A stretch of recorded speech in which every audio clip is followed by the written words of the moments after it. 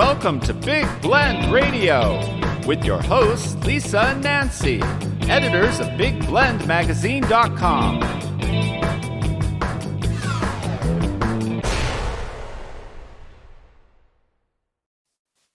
Hi, everybody. Welcome to Big Blend Radio's Quality of Life show with Nancy and Lisa. You know, we're the publishers of Big Blend magazines and also full-time travelers on our Love Your Parks tour. Today, we're going to talk about a serious topic. It's about who's behind mass killers. There's a lot of shootings have been going on across the country, and we are welcoming psychotherapist and author Shavaun Scott, and she's joining us to talk about her latest book, The Minds of Mass Killers, Understanding and Interrupting the Pathway to Violence. It's really something very topical right now. It seems like every other day we turn on the news and it's another shooting, and it's almost become a numb thing. How many people do you know in your life that is connected in some way to a shooting or some kind of mass killing? And this is something just really prevalent in society, not just in this country. So I want you to go to our website. It's ShavaunsScott.com. So that's the initial P, and then SHAVAUN Scott.com, just proving I can spell, because we got a psychotherapist on the show and she might be looking in my eyes and going, oh, okay. But welcome to the show. How are you, Shavaun? Thank you. I'm great. Thanks so much for having me. This is your second book, right? The first one was about gaming? Yes, electronic gaming addiction, which at the time I wrote the book, not much was known, and it was considered kind of a strange topic. And then since then, with gaming having, become 98% of everybody plays video games of some sort, the messages continued to be relevant. So. Oh, wow. And in those games, you're usually blowing somebody up or something up. Many of them. Yeah, there are a lot of other kinds of games, but probably the majority, and certainly the majority of young men who are playing war games, some kind of battle game. Oh, wow. Does that equate to something in real life? I mean, just connecting the two books in a way. That's a really, really good point to cover, because that was originally back when Columbine happened. There were actually congressional hearings about violence in video games with the idea that we ought to censor them, we ought to ban video games. And that has not been shown to be true, because if there was a direct correlation between video games and mass killings, we would have 100-fold more mass killings than we have. Okay. Because people all over the world play violent video games, and that includes countries like South Korea, the most wired country in the world, Japan, all over Europe. And these are not countries where we see mass killings. Oh. So if it were just video games, it would have been really simple. We would just stop the video games, stop the violent video games, and then we wouldn't be having mass killings. But instead, what we're seeing is that mass killings, particularly in the last 5 years, are increasing in frequency. They're becoming more deadly, so more people killed in each event. They're expanding to more locations, so not just schools and post offices, the workplace shootings, but concerts, churches, synagogues, and they're more apt to be motivated by extremist violence and hate. And so that's racism, white supremacy, other forms of racial hatred, like against immigrants, and then misogyny, violence against women is another big trend. So are the killers younger? I mean, when I was reading through the book, I'm like thinking that most of the killers are younger than what you would expect. Most school shooters, if we're talking about K through 12, most what you could say a 15 to 16-year-old male would be the typical age range. But when we move into the more extremist killings, racial hatred, misogyny, you're moving into older age groups. And workplace killers can be up into any age. So they're kind of distinctions. And then college, university shooters, there have been a number of those, and those are generally college age. So most students, whether it's college or high school, they're perpetrating at their own school. So that's the most common thing. I know Nancy was reading your book, and going like, wow, because, when we talk about shootings now, it becomes very political and people are like, everybody's scared of losing their rights to bear arms. And it becomes this hot topic when at the meantime, we're looking at people getting killed in supermarkets. Remember doing the show when Gabby Gifford got shot in Tucson. Yeah. And actually a guest that was a therapist was supposed to be on our show that while we were doing our show live. And he texted me, he's like, you're not going to believe what just happened. And people are texting me during the show. It was a quality of life show. We're having a nice talk about, I don't know, was it fashion? I don't know what we were talking about, but I'm getting all these texts that Gabby Gifford had been shot and he had just shaken her hand. And, and he's actually was held hostage in a bank in DC way back when. He's been through a lot. And he was telling me, I don't know if I can do this. And I'm like, well, just come on and tell us what happened. And it was a really scary thing to just think that your neighborhood market, you could just, we've been robbed at gunpoint more than once, just being in the places we've lived. And there's a PTSD that comes with it later and you don't even realize, what's going on, but you become you realize how vulnerable you are in the world. And the last time we got robbed at gunpoint was in New Orleans and it was getting in the car and all of a sudden there's a gun at my head. And it took 10 years to get past that. You thought every time you're at a stoplight, someone's going to get in the car or shoot you. So when you think about these mass shootings that are really big, the amount of PTSD has got to be huge. Yeah, and that's really one of I have a million concerns about the topic, right? But one of them is the way that each mass shooting, even if we're not directly connected to it and no one we know is directly connected to it, it changes the way we view the world and it changes the way we all behave. And do we feel safe at movie theaters or concerts? Do we feel safe in our church or synagogue? And even in the supermarket, it's causing this level of anxiety. I call it like this buzz of anxiety in the culture. And certainly the more that these things happen, the more kids feel it. Kids see it on the news. Kids have the often traumatizing lockdown drills in school. I have so many clients that are teachers. And after Sandy Hook, my practice was flooded with teachers with panic attacks and anxiety just because of the fear that this could happen. And statistically, the odds are low, for any one of us that it's going to happen in our school. But yet everybody has to prepare. Everybody wants to feel like they're doing their utmost. But it comes with a psychological cost. And we've got anxious kids, anxious teachers, anxious parents. And it's just something that troubles me because if we come at it purely from a public health perspective, this is one of the most preventable crimes if we understood it better and if people knew what to do when they hear about someone who's showing the red flags and leaning in the direction of this could be a dangerous person. It's interesting. We lived in Kenya and then in South Africa, in England, Mexico. When we came back to this country, having just come really from Africa, where a lot of things happen, we were in a shopping mall and we saw a package sitting on a bench in the mall, unattended, like this package is there. So we just automatically went to security and said, there's an unmarked box, a package sitting on the bench. And they looked at us like we were nuts. Coming from South Africa, that's a bomb. So we had, and you don't realize that you carry this with you until something like that happens. It was an automatic response to go to security and say, hey, there's a package sitting alone on a bench. And they just didn't get it. And they went and picked it up and we were like, no.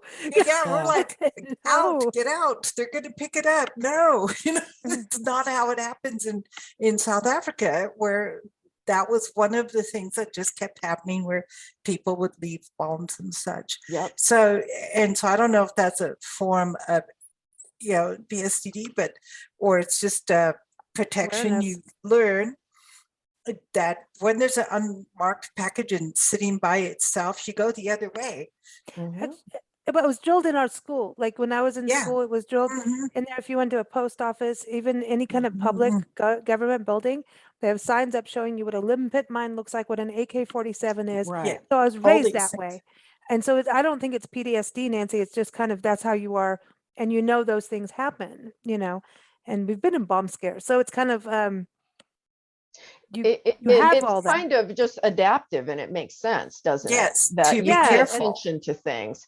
And I think Yes. when it gets into the PTSD, that's when, it's all on a continuum from low level anxiety to Mm, somebody who's really anxious and having nightmares and can't stop thinking about it, or having traumatic mm. memories. We're kind of talking about the same thing. It's just the matter of the degree of it. Degree. Oh, Yeah. so Because I mean, to us, when we first came back to this country, we felt that people were totally unaware. Like they didn't seem to, like we approach our car from the back so we can Mm. see what so we can see if there's somebody sitting in the car or we always, that's a habit we got from Africa, is you approach a car from the back, not from the front. And so there's certain safety precautions that we have that we notice a lot of Americans don't have, Mhm. and it's called experience. Mhm. It's not that we're, like traumatized to the point where we think something bad's going to happen. It's just a habit. it's the awareness. I think what you're saying too Yeah. is, she was reading your book. She was bringing up the fact that Mm, parents didn't really know what was going on in their kids' bedrooms. So Right. I wanted to touch on that because yeah, we find that the awareness is low about what's going on in daily kind of. lives. Yeah. And so let's start with the kids because obviously everybody runs to gun rights, take guns away, automatic weapons, all of that. But there's also mental health and looking at what's going on and why is that happening with our youth doing shootings. It's Yeah. Yeah. unnerving. Yeah, that's really, there's so many important things in what you just said, but certainly if you're a mental health therapist and you work with teenagers, it's one of the rules of therapy. You have to keep confidentiality unless Mm, there's an overt threat, and then you're mm, mandated to break confidentiality. But parents, for the most part, would be horrified if they knew what their kids were doing online, and that can go in so many different directions. But mm, it's been pretty much the norm that the kids, young people who have done the recent mass shootings based upon hatred for women or minority groups or other racial groups, it has been under the radar of their parents. Their parents had no idea that they were involved in these hate groups online. And it's wow. just, it's kids are secretive anyway, we know that, but the Mhm, yeah. internet has opened up so many dangerous avenues for them to meet with other groups of people that they would Mm, never have met in their normal life. They're not going to Right. run into the KKK, mhm, but they meet each other online. And when you have a kid who's struggling, maybe he's got some problematic personality qualities, and I can talk a little bit more if you want about what those are. But if you've got a Yeah, kid please. who's kind of vulnerable and has mm, some qualities that his life is not going well, it's far too easy to hook up with the wrong people online, and then mm, it becomes this echo chamber where violence becomes an acceptable solution to one's personal problems, which, to those of us who think normally, that's absurd. But the qualities that we see are common among people who commit mass killers. The three primary ones are paranoia. And mm, how that manifests is Wow. the tendency to see that other people are doing things that cause my unhappiness. So if I'm not mm, seeing a lot of potential for a career, well, it's these immigrants that are causing that, Okay. which is generally a myth, but yeah. people find this in hate groups online. And so they start to incorporate these beliefs. And there's also with paranoia, there's a tendency to feed anger, to hold grievances, to keep lists of every minor thing that someone has done wrong. And sometimes even in young teenagers, you see these thinking processes start. And that's something when I talk about intervening early, we want to intervene with that before people go into fantasizing about violence and retribution. But you start with that paranoid thinking style, and often the things that a person is counting as a slight are really minor and inconsequential, but the person focuses on it, they become angry, they build it up in their mind. And then the second quality is narcissism, and that's a desire to become famous. And if a person feels like, I don't count, I don't matter, I'm kind of a loser in my life, well, hey, maybe infamy is better. And there's quite a few mass killers who have written in their manifestos, it's about being famous, and they want to see their names on the news as if they're going to be watching after, but they have this fantasy, they're going to be watching themselves become famous and what directors are going to be making the movies about them. So you combine that need to be special with paranoia. And then the third quality is psychopathy, which is where we get the term the psychopath from. And so that's a person who has very minimal, if any, sense of a moral conscience. And they can be very cruel and very cold. And so a psychopath can be prone to violence. And psychopathy is another one of those things that's on a continuum. It is possible to be a little bit psychopathic or a lot psychopathic. But when you combine psychopathy with paranoia and narcissism, that's a personality that a therapist should be able to recognize and say, this is a person, if we're looking at a teenager, they're kind of at risk. And we really need to see that they get some intervention and some support so they don't hook up with groups online or somewhere down the road in their lives and end up going down a very dark road. Can you change that thought process that they're having? Can you fix that? The younger, the better. The younger, the better. The personality is, we've got some strong evidence that a lot of it is genetic. And so, yes, no therapist can take a magic wand, unfortunately, and just transform people. But the sooner that a young person gets into therapy, if you're talking a 10-year-old, they're very flexible. 14, still, you've got quite a bit of flexibility. By the time they're 19 or 20, much less so. And by the time they're 30, probably not. You may be a clinician may be able to help them stay out of trouble by convincing them it's in your own best interest, to stay out of trouble and work with them in that way. I've worked a lot with criminals and the criminally insane. But the sooner the better. And that's why, I really want to always focus on prevention and interrupting the pathway to violence early, because it is a very clear pathway. And if parents had more understanding of the risks that their kids may be in, I credit teachers. I have so many dear friends and clients that are teachers, and they are swamped and they are doing their best for kids. I think they really love kids. Yeah. But teachers are overwhelmed. And now what I'm told so often is when they see a kid and there are very, very troublesome signs about the kind of direction this kid is going in with antisocial behavior or fascination with weapons and violence, whatever those red flags may be, they just don't have any resources to get help for them. And so that's one of my concerns. I always think when I watch cartoons, that cartoons are really pretty violent. The character is always hitting somebody over the head with.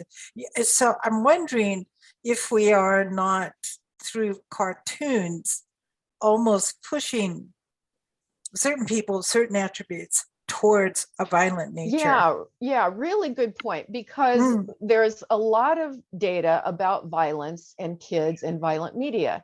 And there is a very clear relation with kids being exposed to violent media to an uptick in aggression, particularly shortly after they watch it. Now, if you have a really healthy kid, that doesn't mean that they're going to go out and do violent things. But as we just discussed, not all kids are healthy. And kids who have certain kinds of personality problems or other kinds of developmental problems, and they're prone to aggression anyway, that's when you see that the violent media content really can push them into more violent behavior. It also teaches, we're teaching our culture that even minor personal problems are solved with guns and solved with some kind of violence. And we're not really doing a very good job of showing that conflict is solved with words. Our government doesn't always do a very good job of that.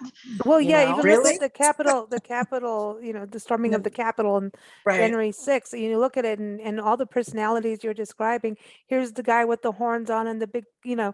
I'm not going to say his name, and just out of that, because he obviously wanted to be seen on Exactly. TV. He was very prominent. One thing I wanted to ask is, what about copycat behavior? Because every time it's a shooting, it's almost like the newscasters need to tell what's going on, but there's always that second phase when we've been in wildfires in a small mountain town, and the first one was a real accident, and next thing you know, we had copycat, and there was one way in and one way out. It's one road that went in and out of town, and they set fires at the base of both sides of where you get out. And it was like, we all felt kind of like, wow. And we were all driving around with shovels in our trucks and cars and, to put out fires, because there was someone absolutely out there to play copycat, Copycats. which Yeah. was freaky. It's huge. It's So huge. how do we balance that in society between, we need the news, and would be nice if it was just pure straight news sometimes. Oh, to- yeah. You know what I mean? To quell the political divide, Without the but, drama. Yeah. and Right. not hype it up to the point. Are we giving a platform almost to Yes.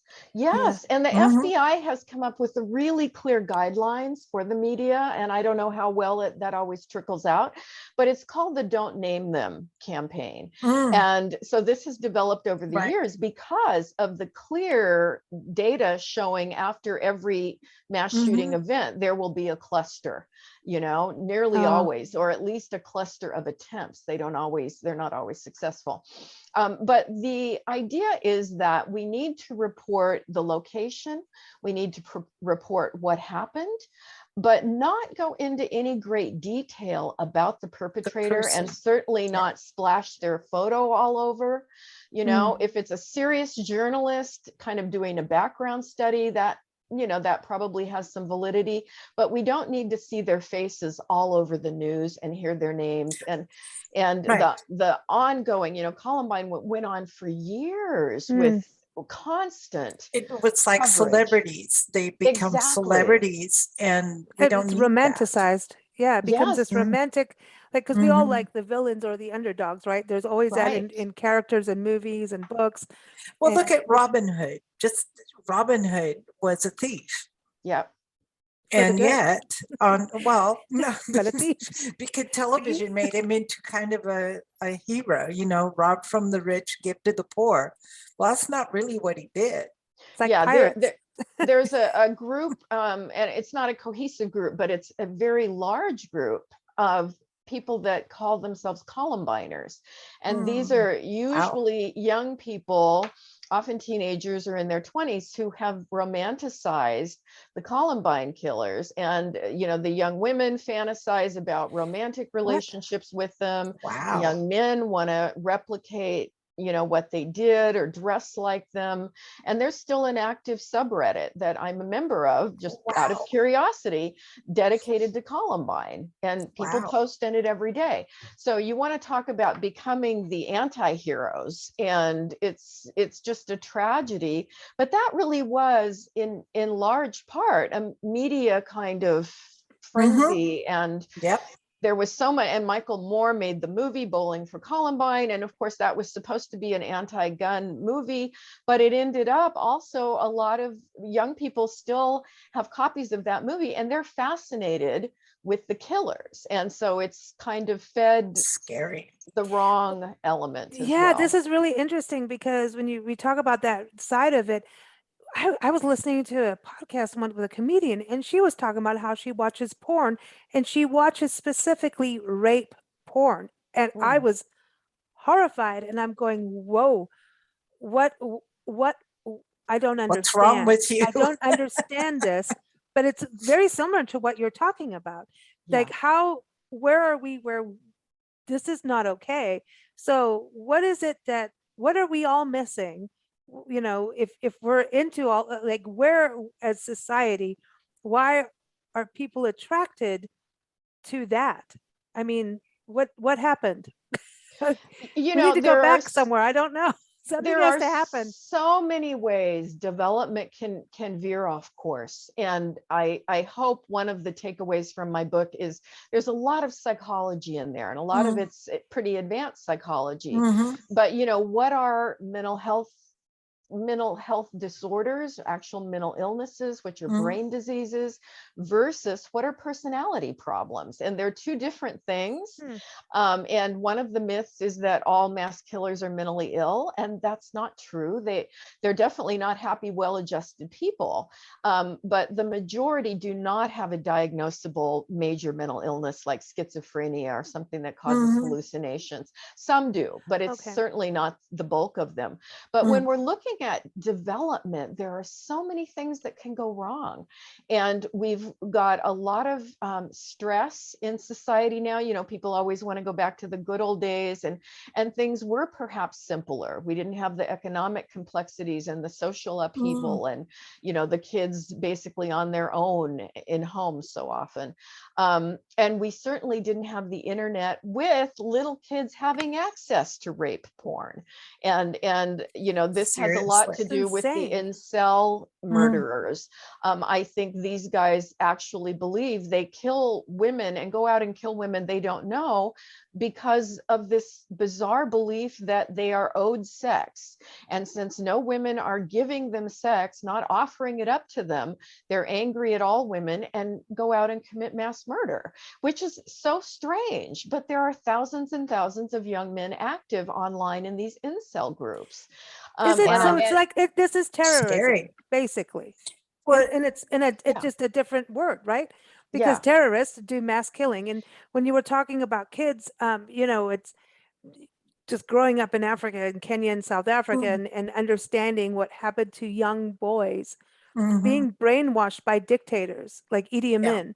They became these little killers and got, you know, patted on the back the more they did, and did mass shootings, and this fake power that they had, and just this just dangling the carrot. And it was just really, when you see that kind of thing happen, I wonder about that being the same now. That it's almost like when you talk about gaming, it's like they're getting some sort of kick out of it. It's like gambling. You win the little bonus round, you get a little joy, right? At a casino. Isn't it the same kind of weird dopamine thing? Or am I? Yeah, no, Really? you're right. You're right. Ew. Electronic media, you know, when it comes to anything that's been gamified, you know, things where you get points, and even things like Facebook, you know, and I'm an active Facebooker, but, you know, it feels good to get those likes, you know, and there's an addictive quality with all of that, which is why we all have to self-monitor how much we use electronic media. And when you have parents who can't control their consumption of electronic media, they're not paying any attention to how many hours their kids are online, or in many cases, they're not paying any attention to what groups their kids are participating in online. They don't know. And I know they don't know because I talk to the kids, you know. Wow. So that is a huge variable that we have now, that, you know, my kids were teenagers in the 90s. Thank God it was simpler, you know.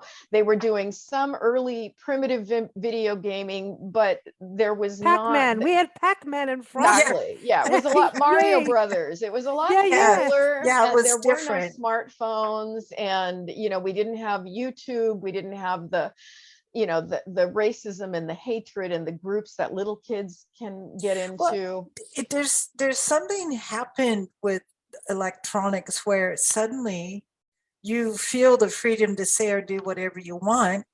Was before you're face to face, actually, and then if you've been brought up right, you would I want to say hold your back. I'm going South African here. You Hold your mouth. That means hold your be careful what you say. you would, negotiate with the person face to face. But when you're Yes. dealing with a screen, and you get an instant reward for blowing something up on a screen, I think I can see where eventually, after so many hours, that would affect you, especially if in your day-to-day life, maybe you're not the most popular kid, Right. but you come back home and, oh, my screen likes me and I can blow people up and shoot them and get an instant reward. Yeah, I'm powerful. I feel Yeah. powerful. And you Yeah, get it's accolades twisted. from the It other twists you. players. Yeah, Yeah. no, it's What How- happens to the children that are abused or, I know kids that have been molested or raped, who end up try to commit suicide or cutting themselves, and going through that. Are they at a danger for going down one of those roads because there's another form of control or power through there? No, I don't think we have any correlation. I can't Oh, say that's it good. couldn't happen, but I don't think there's any particular correlation with kids who cut. That's more of an internal, they're Okay. taking their emotions out on their own on bodies in that themselves. way. Yeah. And they're probably less apt. I mean, we want to help them not do that, of course, but they're probably less apt to go out and be violent against other people. They're Wow, because you would think, internalizing it. because from what, a lot of times when we're talking about a shooting has happened, people go, oh, what happened to the kid at home? What, Right. did that spur that? That's one of those things. We always talk about mental health. So in our family, Nancy's brother got murdered in a workplace shooting that happened, and it was the largest one at the time. And we were in California at the time, and it was in Florida, and the FBI and America's Most Wanted actually got him, and it was a big case. And he bailed over to Mexico. But there was He this got thing caught. about him. He said he was off his meds, and my uncle fired him. He was working in a gymnast store and fired him. And the guy just went round the corner, got a gun, came back and shot my uncle and the other guy that worked there in the back, just mass bullets. And this was, oh gosh, I'd say 95, 94, 95. And it Yeah. was a big shock. This was not a normal, and they were all friends. And at one point, Nancy, you even went back and double checked today, because he used the mental health. I wasn't on my meds. He stole his Yeah, daughter from his and then it ex-wife or came out. girlfriend. Yeah, he said he was off his depression medication, but then as the case progressed, he wasn't on any depression medication. So that was just a he got defense mad lawyer. because he Yeah. was stealing from the petty cash box. When my brother walked in and saw him, said, "You're fired," because he's a thief. And he just went out to his car, came back with a gun and shot. If there had been 10 people in there, he would have shot all 10. If there had been 20, he would have shot all 20. Yeah. He shot 2 because those were the only people that were there at that time. Just horrifying. Yeah. And it's just like he flipped whatever anger, temper. And so I don't know. he probably had those personality qualities where, how dare you do something? I'm special. How dare you fire me or hold me responsible for the fact that I'm stealing? So right there. Yeah, you had a pre-existing person with some problems, but it was personality problems, not necessarily a mental illness per se. No, I don't think it was mentally ill at all. Yeah. I think he was just angry because he got caught doing something really right. And he So knew This he is was so wrong. interesting about personality versus the mental illness, because you said criminally insane. And I always go, like, when people do these really big things, there's something wrong with them. You know what I mean? There's something wrong, because who would want to kill somebody unless, you know what I mean? So isn't there just some, I mean, I'm fascinated about what you're saying between the differences, but then there's a criminally insane. And isn't that where rapists go? Because I've heard that rapists, you can't turn them around at a certain point. Well, yeah, that would be it would be a very hard one to work with. But the term criminally insane is a legal term. And I worked in a program where it was a forensic job. So it was a combination of working with the law and working with people's mental health problems. But that implies a major mental illness. And so usually we're talking about schizophrenia or one of the other severe, it's a brain illness, right? And so people are out of touch with reality. They're hallucinating, they're delusional. They really don't know what they're doing. Right. Oh, wow. And so that person could pick up a gun, have a delusion or hallucination, and end up shooting people. But that's not most mass killers. Most No. mass killers, are they happy, well-adjusted people? No, they're not. But it's because of their personality qualities. And that doesn't absolve them of responsibility for their behavior. You know, they know very well what they're doing. They're predators. They plan it out. They plan it out. I mean, when my brother was, killed, the guy had at least a 8-9 minute walk to his car. That's time enough to cool down. Oh yeah. Oh yeah. You know what I'm saying? Yeah. Yeah. So he had time to walk there, go get a gun, and the nerve to come back. So that was time. That is, And then steal his daughter. Oh yeah, he did. He was eventually caught. He's in prison now for two sentences of 75 years each for each person that he killed. He kidnapped his daughter and tried to cross the border with her, left her at the border.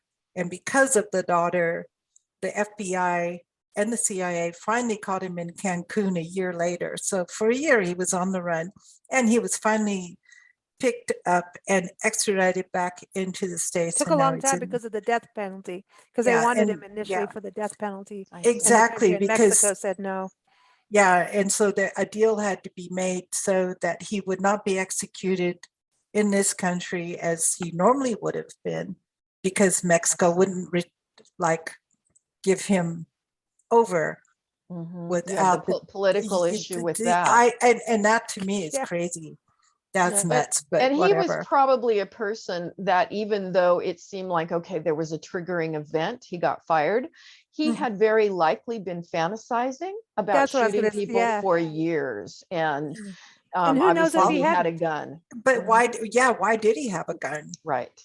So what about criminal back checks? Like, these background checks where, we as we travel the country, we have a criminal background check on us because we pets it. And so you're not going to go stay in someone's home, and it's not for money. It's just, hey, we're socially distanced with COVID, and everybody has to be like, are you a criminal walking into their house? And are we criminals walking in, as well? So everyone has to be clean.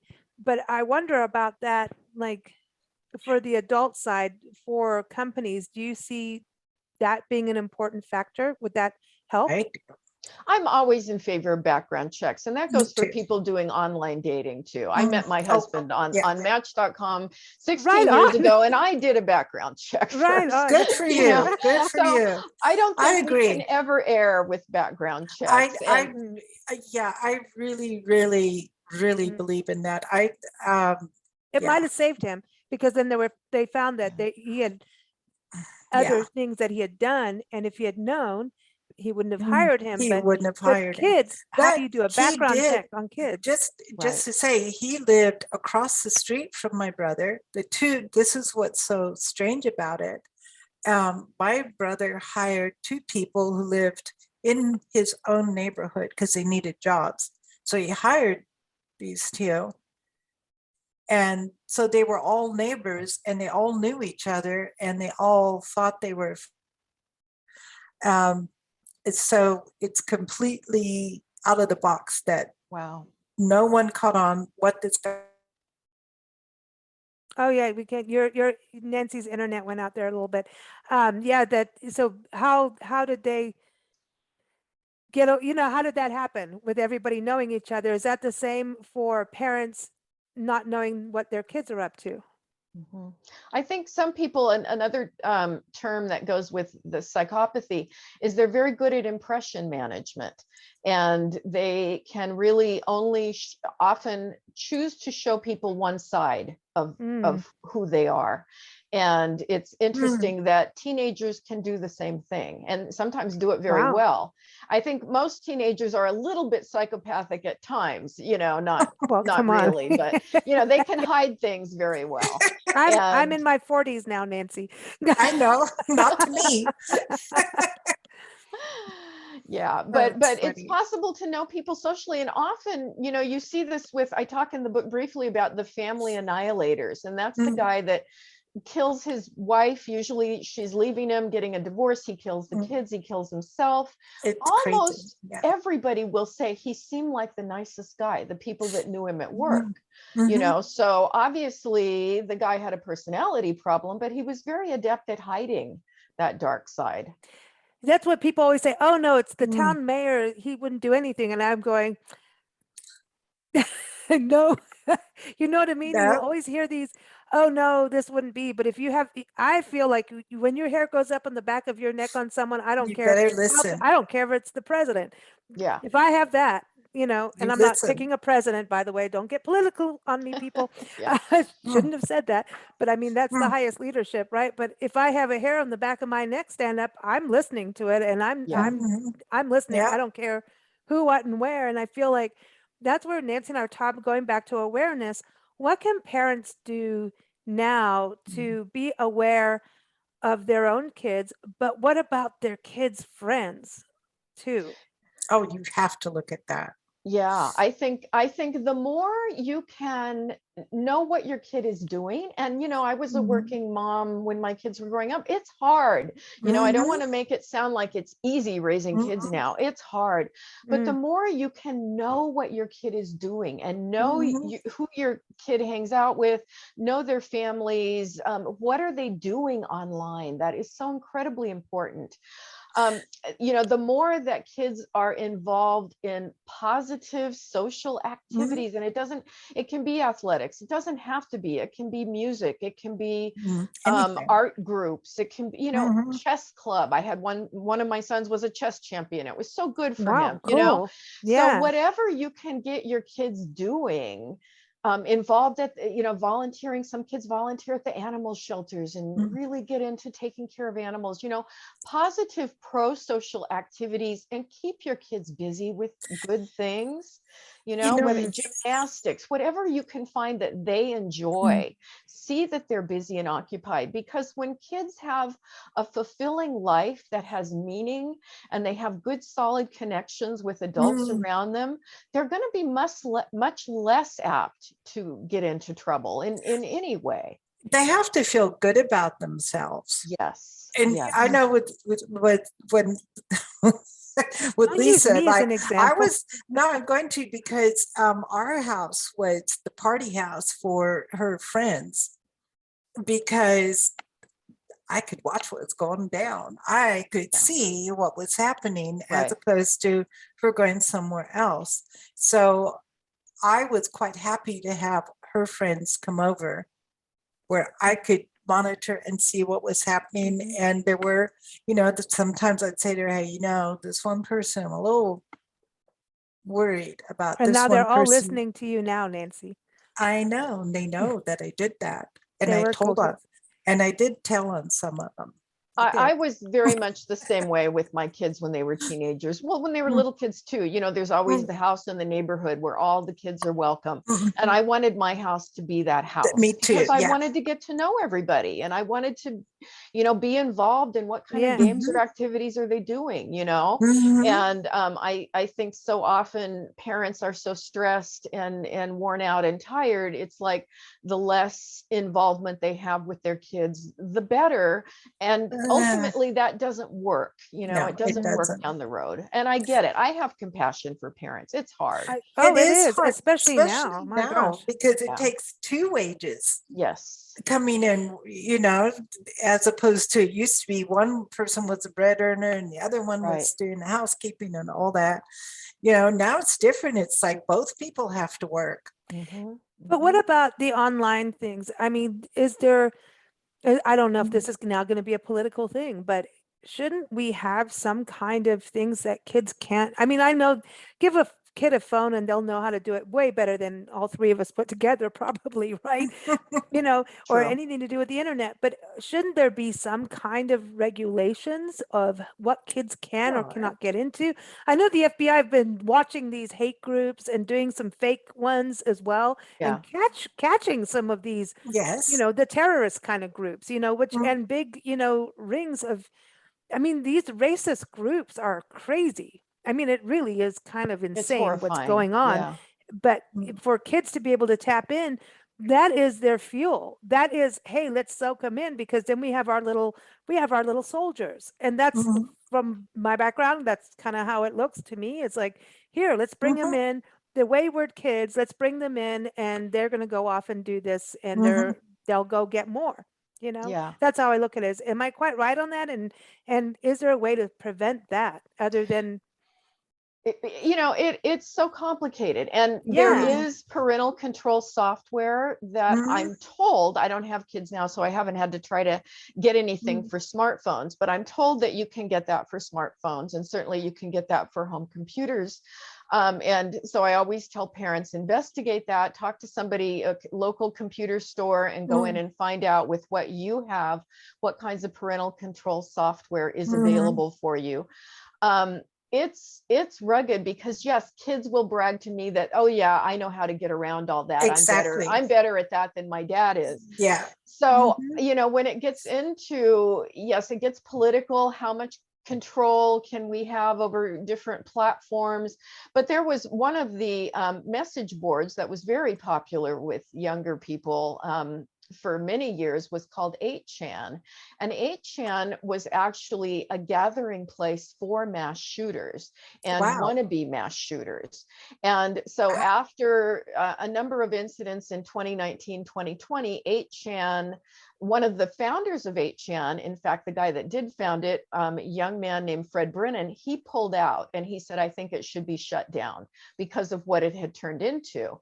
And wow. so shortly after that, it was deplatformed. And so it went away. Now, Hmm, did some of those people gather other places online? I'm sure on the dark web or whatever. But deplatforming helps, mm, and I do think we're going to have to be looking at this more and more, because there's no doubt, when you look at the data, that the internet is fueling mm, violence, and Mm, it's fueling all kinds of really unhealthy behavior. And we haven't had it long enough to see what is this generation that grows mhm, up with right. free access to violent porn all the time, kids at home in their mm. bedrooms when they're 9, 10, 11 years old. This is now how kids are getting sex education. But what about fear of the, kids that are not that way, but now, we think about, you're talking about the teachers being nervous, and, they know that you go to school and you're saying the percentage is low, but it's still an obvious thing happen. Even going to the grocery store, it's like, Right. I've been in a bomb scare in Walmart, going, whoa, and getting people out the Mhm, door because they're like, whoa, whoa. I'm like, no, bomb scare, out, out, you know, Yeah. and it's traumatic. What Yes. about kids right now? They're watching, oh, COVID couldn't have been a easy thing for kids, because now Right. they're looking at, Right. am I going to live like this for the rest of, our life? mhm, Climate Yeah. change and shootings. And then, oh, by the way, all the political leaders are pretty, crazy to them now too. So we have Yeah. this, and everybody's mhm, fighting. So for a kid right now that is, becoming like a young adult, a preteen and a teen, and even going into college, this is not going to be the happiest times for them.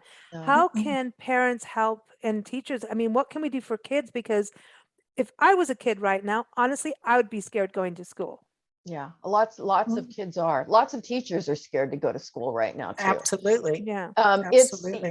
it's really rugged, because on one hand, we want to be informed about the world and know what's happening. But on the Mm, other hand, it's really hard on our nervous systems to be too informed. And so, I mm, tell all my clients, you've got to dose the news Do not have cable news go all day long. And a lot of people do that, particularly elderly people that are at home. Yes. And they're getting depressed and angry and rageful. And it's like, turn it off, So I do a check-in with NPR a couple times a day, and then I'll look online if there's an interesting story, but definitely don't have it going all the time. It's not good for anyone. And particularly because it becomes children. sensationalized.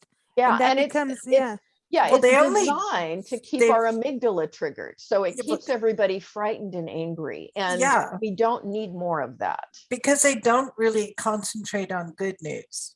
Oh, definitely not. No, it's so all it's about all the scary amygdala. stuff. It's all scary. Yeah. The other thing you said in your book that piqued my interest was about the ability of a parent to walk into a child's bedroom, and the idea that as a teenage person, you can tell your parents, don't you ever walk in my bedroom, or I wouldn't have got away with that at all. That wouldn't have way. happened. That a parent feels like they're invading their child's privacy, so they don't see what's going on in their child's bedroom. That would drive me crazy. I want to know. He caught me smoking cigarettes because of this. Well, yeah. I don't smoke now. There's a reason why. But, Well, it's as I keep saying, it's hard to parent, and it really is. But how to make sure we have that heart-to-heart connection with our kids, so they know we love them, and when we check up on them, we're coming from a place of love. We want to protect them. It's not about just wanting to come in and punish and and harass them, but it really is about wanting to keep them safe and protect them. And that's, whether we're looking in their rooms or looking in their history where they've been online. I think it's a very dangerous world, and they're exposed to so much. And I think it's part of being a diligent parent is, and you can let them know, look, I'm going to come in. I'm going to look at things. I am going to look. And when we have mass killers who have had AR-15s and massive amounts of ammo hidden in their bedrooms or bomb making supplies, and the parents never knew anything about it, it's horrifying. I can't even relate to it. Okay, so let's talk about guns, because a lot of families have guns. And kids are introduced, and some are taught. Maybe they hunt as a family kind of thing. Maybe they target shoot or whatever. What about that? I mean, having parents that utilize guns, is that no? I mean, where does all that go? Because people are like, oh, kids should never see a gun. I'm like, well. You know what I mean? It's like that's it's not like realistic. Saying, because even we told people we're going to be interviewing you. The minds of mass killers, and people are like, oh, and then they're like curious, but it's this. We have to go there. We have to go there. It's happening, and I think there's a shutdown too. We all have that little bit of shutdown of not wanting to know, but there are parents that have guns, and kids are around them, and It used to be when people had guns in my day. Okay, if you went to my uncle had guns, they were in a glass case and locked up.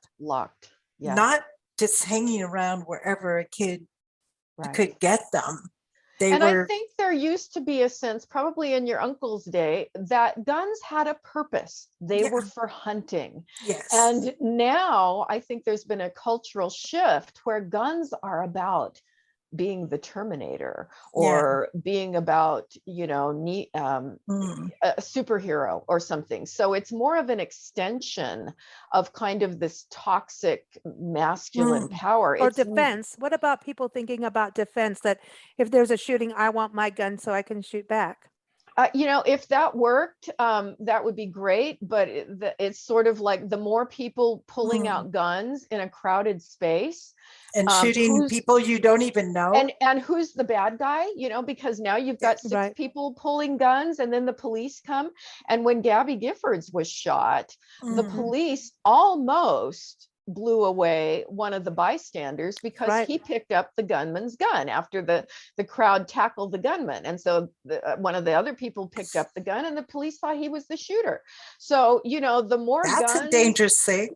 It's Yep. very dangerous. And that happens a lot in a group setting where someone's holding a gun, there were shots fired. It's really scary because how do we know who the bad guy really was here? Mm. Yeah. So I think that we can look at data. Are more guns making us safer? We've got more guns. We've got more guns than people in the United States. We've got more guns since the Wow. pandemic started because people thought it was going to be the zombie apocalypse and everybody went out and bought guns and we had toilet lines. paper. That's Yeah, the way, that's that the two too, yeah. things, guns and toilet Guns and paper. toilet paper. But crime, if you look at the rates of gun violence, it is off the chart in the last couple of years. Mhm. And so really the more guns in society, the more gun crimes you have. And that's just public health data. And the more accidental shootings you have. So I would leave the arguments about the Second Amendments to Gabby Giffords and her organization, because she can, explore that endlessly. And that's really what she's dedicated to now. But I can say that statistically, having a gun in the home, you are much more in danger of suicide, or, if you're married to someone with a gun, you're 5 times more likely in an argument, in a domestic violence kind of setting, to be shot with that gun, or for a child to get the gun out and shoot another child accidentally, or shoot himself. I've certainly had clients where that has happened. You're far more likely to have that kind of an incident with a gun than you are to have a home invasion and go, oh, I need my gun now to shoot the home invader. Just the other day, there's a 5-year-old in the backseat of the car who shot his mother while she's driving because somebody left the gun in the car. Where the child could pick it up, and a 5-year-old isn't intentionally shooting somebody. No, guns picked up out of purses by little kids. There was a local case where the mother had a gun in a safe. She had no idea that her 11-year-old had the combination to the safe. She went to the grocery store, left him home alone, came back 30 minutes later. He had gotten into the safe and accidentally shot himself. And Oh my gosh. I mean, so many cases I can talk about that. That is so sad, because at the same time, I wonder, like, we'll go back to the cartoons and what's his Elmer's bud or whatever his name is with a gun, shoot this, shoot that. And so it's kind of cartoony to kids, right? About guns. And then with the mass shootings, are you finding that we're becoming desensitized? It's horrific when it first happens, and then it's almost becoming a norm for people. It has become a norm. Yeah, it has become a norm. In this country. Yes. And one of the myths is that, oh, well, we just have to live with this now. There's nothing we can do about it. And it's like the first thing is, well, we need to understand it better. We need to understand what's happening. And then there are all, the last chapter of my book is the long one, and it's all the different things we can do. Now, there isn't just one thing, but there's lots of things we can do to increase, the odds that we're going to be able to interrupt something before it happens. Right. And one of the things is pay attention to leakage. And that is, most mass killers, before they do it, they will make jokes about it. Oh, I'm going to be the next school shooter. They put up videos on YouTube where they even describe what they're going to do. They have leakage on social media where they, pose with their AR-15 and camouflage attire. I mean, there's lots of signs that somebody is moving in that direction, but people don't say anything, and they think they're joking. Or doesn't that happen for suicides too? Just personal suicides? Some people do the same thing. Yes, people will give clues beforehand. And so one of the big messages that I talk about all the time is, if there's leakage, take it seriously. And if you're not sure what to do, that person may not go see a therapist. You go see a therapist, because, a lot of what we do is problem solving with family members. And, somebody may come in and saying, I'm worried about my brother. And then the therapist can try to intervene and come up with some ideas to help, even if the brother won't go in. But wouldn't you go to a police person, though, if someone was if there's ever an imminent threat? Call 911, call the FBI. It's 1-800-FBI tip line. If there's ever a sign, a hit a hit list, or somebody says, I'm doing this in a week, or I'm going into my boss and I'm You going to need blow to do everybody away. something. But hopefully before you get to an imminent threat, you may just see some signs of somebody, I'm sick of these immigrants, I'm going to, you know, do something about it one of these days. You know, you're hearing those kind of things. That's when you can consult with a mental health person and Okay. just say, you know, these are things I'm kind of worried about. But certainly if there's an imminent threat, contact law enforcement. And it's okay to do both. If it's not something that looks imminent, law enforcement probably isn't going to be able to do much about it. You know, if it's just, oh, well, he pops off every now and then when he's mad, you know, but there's that line between when is it best for law enforcement, when is it best to get a mental health person involved. Ideally, they work together. And that's another idea in the book, is that we need to do more with crisis teams, or they can be called threat assessment teams based upon a model from the Secret Service, where you partner law enforcement people with mental health people.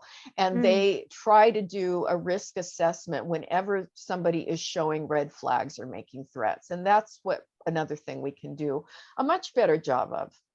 Good advice. Mm. Very good Wow. advice.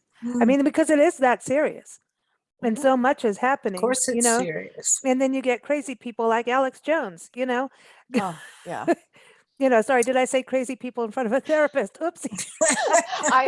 It fits. Alex Jones, I can't think of a better word to describe him. So I mean, that was insane. And people need to be aware of that. It might be funny to watch, but it's really not funny. no. You know, and again, I'm saying the more you travel into other societies and cultures and countries, you will see things that will make you realize that you need to be aware, and it's not a joke.